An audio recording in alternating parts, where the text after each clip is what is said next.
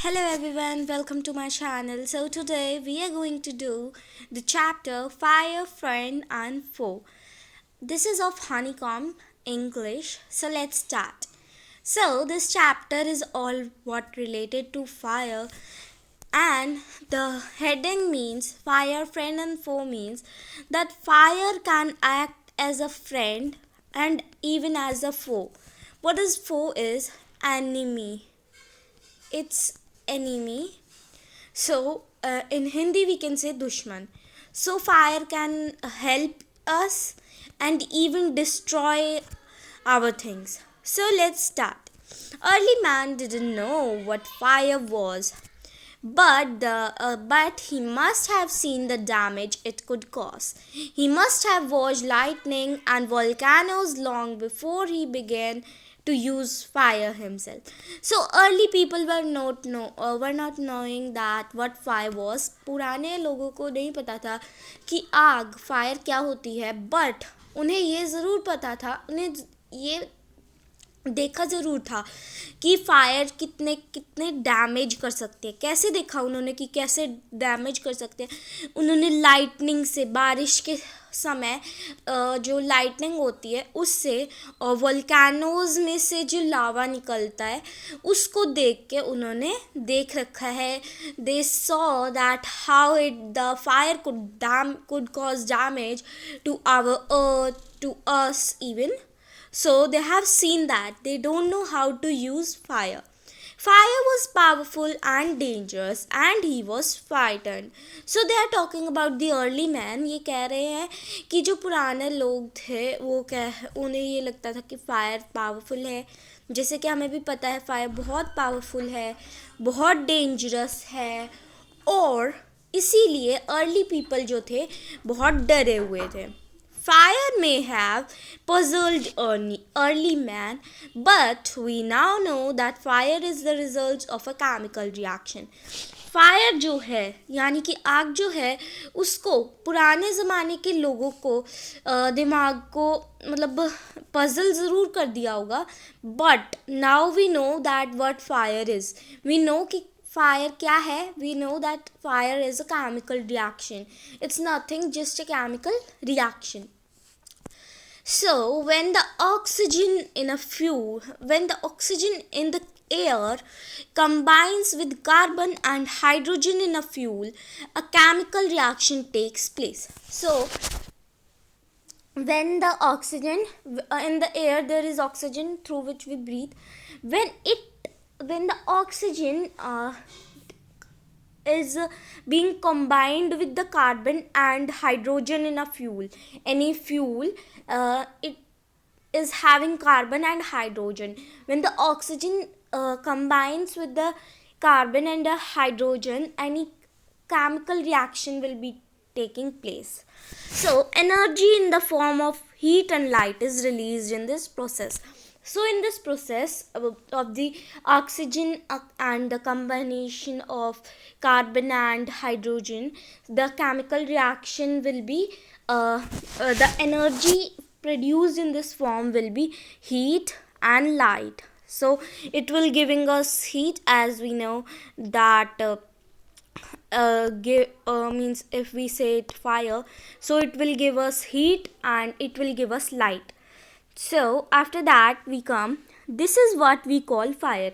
So the energy we get by this chemical reaction in the form of heat and light is the what we call fire. ये है जिसे हम आग कहते हैं या फायर कहते हैं. 3 things that are needed to make fire: fuel, oxygen and heat. So we have to remember कि 3 चीज़ चाहिए होते हैं फायर को बनने के लिए. फायर ऐसे ही नहीं है कि कहीं भी बन जाएगी, कैसे भी बन जाएगी. Fire needs 3 things, that is fuel, oxygen and heat. So fuel, उसे फ्यूल चाहिए. ऑक्सीजन, फ्यूल जैसे कि वुड होता है, कुकिंग गैस वगैरह, वो होता है फ्यूल. ऑक्सीजन जैसे कि क्या हो सकता है, ऑक्सीजन तो ऑक्सीजन ही है. एंड हीट यानी कि गर्मी. So wood, coal, cooking gas and petrol are some examples of fuel. So wood coal, cooking gas and petrol. ये कुछ एग्जाम्पल हैं किस चीज़ के? फ्यूल के।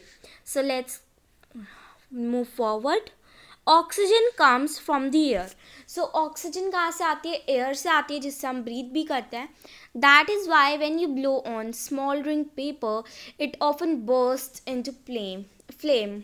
सो that is why means they are saying, जब हम कोई कागज़ वगैरह को स्मॉल्डरिंग पेपर या कागज़ वगैरह को ब्लो करते हैं यानी कि जलाते हैं, तो ये फ्लेम की तरह बर्स्ट हो जाता है।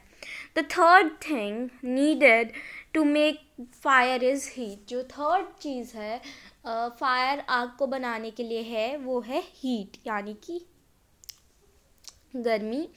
Fuel and oxygen do not make fire by themselves, or else a newspaper or a stick lying in the open would catch fire on its own.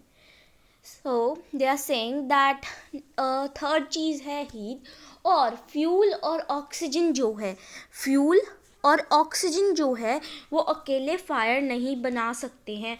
ना ही कोई न्यूज़पेपर पड़ा हो और स्टिक पड़ी हो आसपास, तो वो दोनों एक दूसरे को फायर कैच कर सकती है। सो हम ये नहीं मान सकते कि हमारे टेबल पे फायर रखी है, न्यूज़पेपर रखा है और एक स्टिक रखी है वुड की या किसी भी चीज़ की, मतलब जो भी फ्यूल है, कोई भी फ्यूल रखा है तो उससे आग लग जाएगी। आग खुद नहीं लग सकती है, it need heat even. So now it comes to burn a piece of paper or wood. What we need, they will tell. So we heat it before it catches fire. So कभी भी किसी भी चीज़ में हमें आग लगानी है तो हमें क्या करते हैं? हम हीट करते हैं इसको। We generally do it with a lighted match. सो हम कैसे करते हैं उसको हीट? अगर हमें किसी भी चीज़ को जलाना है तो we do it with a lighted match box जो आते हैं उनसे हम जलाते हैं। और अपने गैस को किस चीज़ से जलाते हैं? लाइटर होता है, उससे जलाते हैं। सो that is what every fuel has a particular temperature at which it begins to burn. So अलग अलग फ्यूल के अलग अलग पर्टिकुलर टेम्परेचर होते हैं जो जब वो बर्न करना शुरू करता है। जैसे कि हम एग्ज़ाम्पल ले सकते हैं, ऐसा कुछ है नहीं, just I am giving an example कि वुड है, मान लो वुड का हो वो जब 50 डिग्री पे चला जाएगा, वो जब बर्न करना शुरू करे। और पेट्रोल जो है, पेट्रोल उसका ये हो कि वो जब 90 डिग्री पे होएगा, वो जब जलेगा। तो ऐसा हो सकता है। तो ये नहीं है कि इन दोनों का ये है, बट सबके अलग अलग होते हैं, ये कहना चाह रहा है। सो उसके बाद आता है this temperature is called the flash point और kindling temperature of the fuel. So जो पॉइंट वो टेम्परेचर जिस पॉइंट पे आग लगे किसी भी फ्यूल में, so that temperature is known as flash point. We can say it flash point or we can say it kindling temperature. So let's move on. It is sometimes said that fire is a good servant but a bad master. It only means that fire is very useful as long as it is kept under control. So कभी कभार हम कहते हैं कि जो fire है वो क्या है? गुड सर्वेंट है। क्या है? गुड सर्वेंट है, मतलब गुड सर्व करता है, बट क्या है? बैड मास्टर है। बैड मास्टर है। वो किस लिए कहा जाता है? ये इसलिए कहा जाता है, अगर फायर को अगर हम अपने कंट्रोल में रखेंगे, जब तक वो यूज़फुल है, अगर हम उसको अपने कंट्रोल में से छोड़ देंगे तो वो हमें हार्म करेगी। For instance, we use it to cook our food, warm our homes in winter, to generate electricity. So हम किस चीज़ के लिए फायर को यूज़ करते हैं? फूड को बनाने के लिए। किस लिए? फूड के लिए हम यूज़ करते हैं। उसके बाद अपने होम्स को विंटर में, जब भी विंटर चल रही हो तो अपने होम्स को वार्म करते हैं। और उसके बाद जनरेट इलेक्ट्रिसिटी। और क्या क्या हो सकता है? इलेक्ट्रिसिटी भी जनरेट होती है। But on the other hand, if fire gets out of control, it can be very dangerous. each year thousands of homes and shops are damaged by fire. So अगर फायर को हम control से छोड़ देंगे, control से कैसे, मतलब control से छोड़ देंगे तो क्या होता है, ये बहुत डेंजरस हो जाता है. Every year what happens, every year thousands of homes, people are dying due to fire. Thousands of homes, shops, they are being burning due to carelessness or whatever we can say. So this is the harmful effect. Vast areas of forest are also destroyed and hundreds of people are killed or injured. Some means before some time it happened that Amazon forest also got destroyed. They catched fire due to much heat. The wood was the fuel and air was present there, and that is why the forest was destroyed. And that is why they are saying that कि vast areas में जो forest होते हैं वो भी destroy हो जाते हैं, और हंड्रेड्स ऑफ पीपल, जो उधर पीपल रह रहे हैं, लोग रह रहे हैं, वो किल हो जाते हैं यानी कि मर जाते हैं. So now come, just as three things are needed to start a fire, there are three main ways in which a fire can be put out. जैसे कि 3 ways हैं कि स्टार्ट करने के लिए फायर को, 3 थिंग्स चाहिए, मतलब फायर को शुरू करने के लिए, जो कि हमें पता है, हमने अभी अभी पढ़ी है. अब 3 मेन वेज भी हैं जिससे हम फायर को पुट आउट कर सकते हैं. पुट आउट मतलब बुझा सकते हैं. अगर कभी भी हमारे घर में आसपास आग लगी हो तो हम वो वेज यूज़ कर सकते हैं. And each one of the 3 things needed for burning is taken away. So burning को टेक अवे किया जाता है, मतलब दूर ले जाया जाता है. Now for example we can take away the fuel. If the fire has no fuel to feed on, no burning can take place. क्या कर सकते हैं हम, अगर हमें कभी आग लग जाती है, अगर हम फ्यूल को दूर ले जा सकते हैं, फ्यूल को कहीं और ले जा सकते हैं. अगर फ्यूल ही नहीं होगा तो आग कैसे लगेगी? No fire will be there, and that is why no burning can take place there. We often let a fire die out simply by not adding more fuel to it. कभी कभार क्या होता है कि हम फायर खुद भी ख़त्म हो जाती है अगर उसमें मोर फ्यूल मतलब फ्यूल नहीं होगा उसके पास और, तो वो खुद बुझ जाएगी. The second way of putting out a fire is to prevent oxygen from reaching it. Second way क्या है कि हम ऑक्सीजन को उसके पास ना जाने दें. अगर ऑक्सीजन ही उस पर नहीं रीच होएगी, मतलब उसके पास नहीं पहुंचेगी, तो जो फायर है वो खुद ही पुट आउट हो जाएगी. No supply of oxygen means no fire. No oxygen near the fire, so no fire even. So small fires can be put out or smothered with a damp blanket or a sack. So small fires यानी कि छोटी जगह में जो fire लगी हो उसको हम छोटे ब्लैंकेट्स से और सैक, बोरी वगैरह से भी हम बुझा सकते हैं उसको. और जैसे कि हमने सुना होगा कि जब लोग कहते हैं, बुक्स में भी पढ़ा है हमने, कि जब फायर लगे तो हमें ब्लैंकेट में छुप जाना चाहिए, जो ऑक्सीजन पास नहीं होएगा, इस वजह से फायर नहीं पहुंचेगी हम तक. This stops oxygen reaching the burning material. So इससे क्या होएगा, डैम ब्लैंकेट और सैक से, इससे बर्निंग जो है वो मटेरियल तक ऑक्सीजन नहीं पहुंचेगी और वो स्टॉप हो जाएगी. Sometimes carbon dioxide is used to extinguish fire. It does not allow oxygen to reach the burning material. So sometimes what is use, carbon dioxide, CO2 is used to allow so that oxygen would not reach the burning material. कभी कभार CO2 को भी use करते हैं हम किस चीज़ के लिए, फायर को बुझाने के लिए. तो किस लिए यूज़ करते हैं, उससे क्या होता है, जो ऑक्सीजन है वो उस फायर के पास नहीं पहुंचती है, बर्निंग मटेरियल के पास नहीं पहुंचती है. Now, the third way of putting out fire is to remove the heat. जो थर्ड वे है पुटिंग आउट फायर करना, मतलब हटाना फायर को, is to remove the heat. अगर हम हीट को ही रिमूव कर देंगे तो क्या होएगा, आग बुझ जाएगी. इन तीनों चीज़ों में से कोई भी एक चीज़ नहीं होएगी तो वो खुद ही बुझ जाएगी.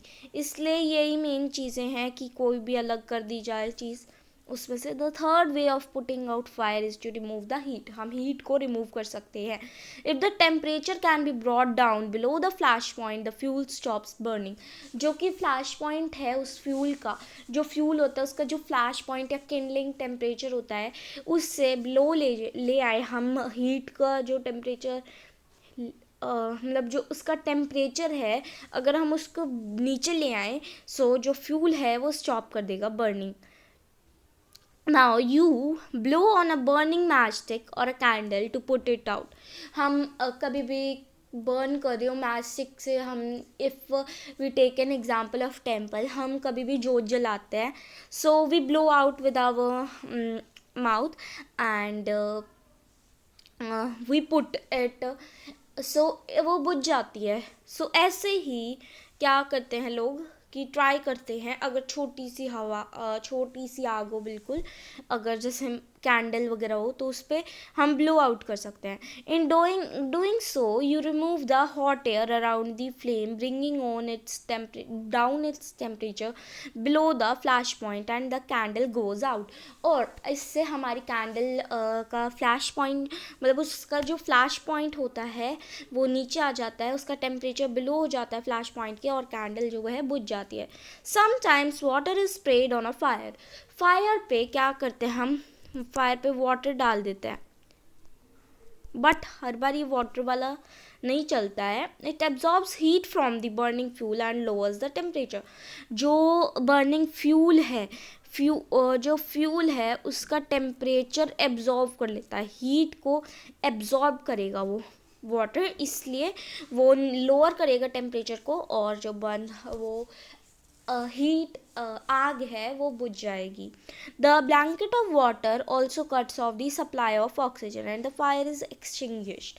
सो जो ब्लैंकेट ऑफ वाटर है, यानी कि वाटर जो है वो कट ऑफ कर देती है सप्लाई ऑक्सीजन का, और इससे फायर जो है वो ख़त्म हो जाती है.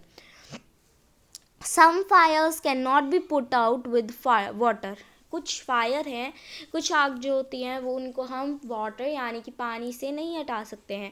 If water is spread on to an oil fire the oil with float to the top of the water and continue to burn. So क्या होएगा, अगर कभी भी ऑयल यानी कि तेल से आग लगी है, उसके ऊपर हम वाटर डालेंगे, सो तेल जो है वो वाटर के, ये वाटर है तो तेल जो है वो इधर फ्लोट करने लग जाएगा, वाटर के ऊपर फ्लोट करने लग जाएगा, जिससे जो फायर है वो और बढ़ जाएगी.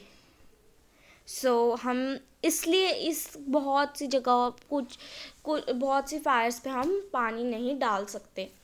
अब this can be very dangerous because water can flow quickly. और जो वाटर है वो बहुत क्विकली फ्लो करेगा, जो ऑयल है वो आग को बढ़ाता रहेगा, और जो आग है वो ज़्यादा स्प्रेड हो जाएगी. Now carrying the burning oil and spreading the fire, so it will carry the burning oil and spread the fire. Water should also not be used on fire caused by electrical appliances. So when by a switch, when there is any fire due to any electric appliance, so if we will be putting water in it, so the person who will be putting the water will get a very dangerous electric shock, and in that electric shock maybe the person may also kill. So the putting water in the electric appliance, fire due to electric appliance would be very dangerous.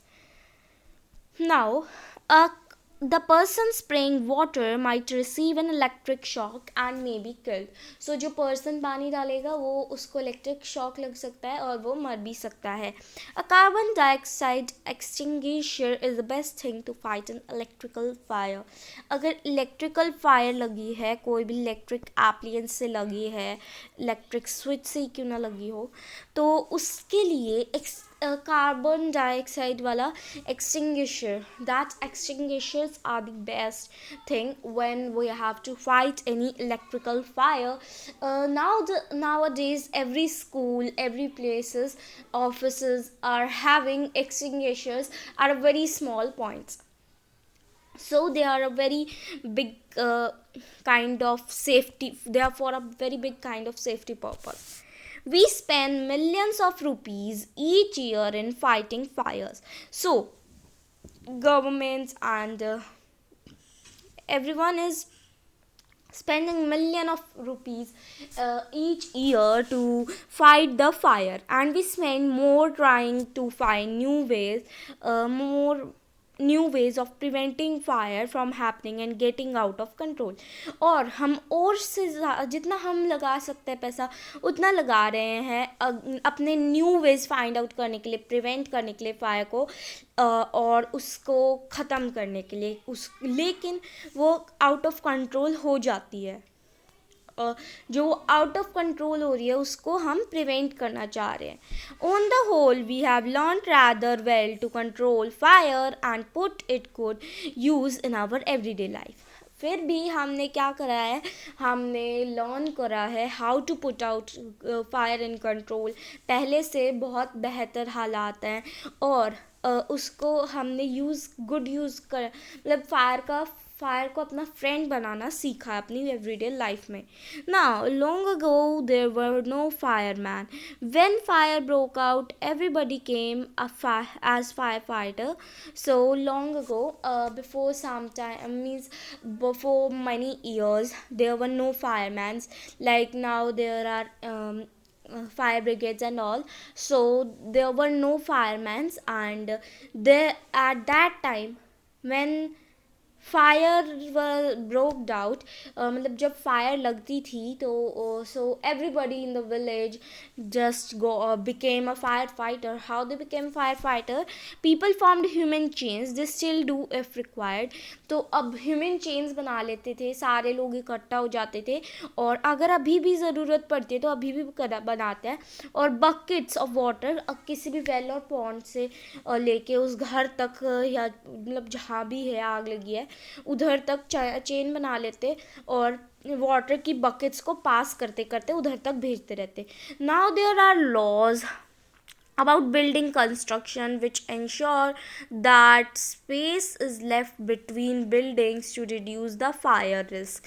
So now अब तो laws बन रहे हैं due to that building constructions will ensure that there is space between all the buildings, so that if any of the building catches fire, so it doesn't passes to other buildings or factories. So this will reduce the fire risk. Every new buildings, especially a public place, must ensure observance of fire prevention norms.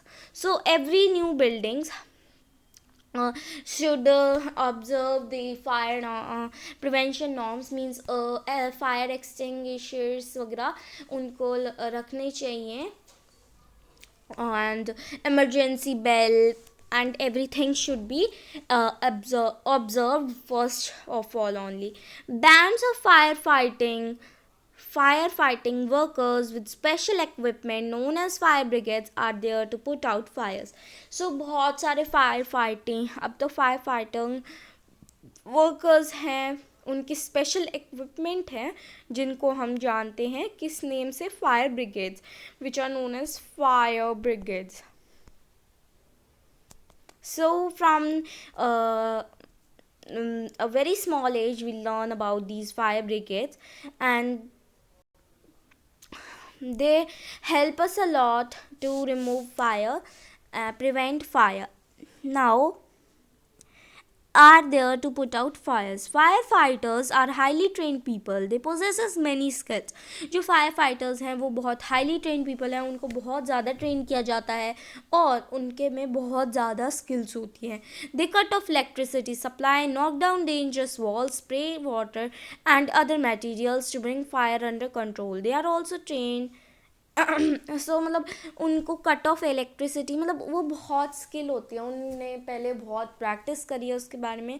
सो क्या करते हैं, electric supplies को cut कर देते हैं, जो walls होती है जो डेंजरस होती है उनको भी तोड़ देते हैं, और वाटर को स्प्रे कर देते हैं, और जो अदर मटेरियल्स होते हैं जो फायर को अंडर कंट्रोल करें, मतलब फायर को अंडर कंट्रोल कर दें, उनको भी वो यूज़ करते हैं.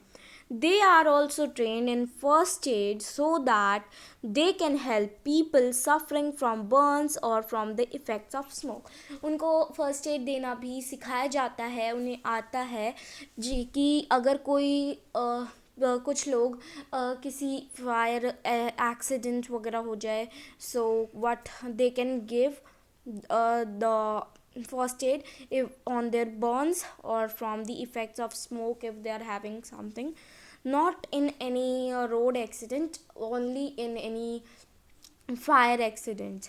The discovery of fire and its uses helped early man to cope with nature better and gradually adopt a settled mode of life. So जो डिस्कवरी है ये फायर की, ये बहुत हेल्प करी अर्ली पीपल को नेचुरल्स के साथ बेटर रहने के लिए, और वो एक सेटल मोड बनाने के लिए.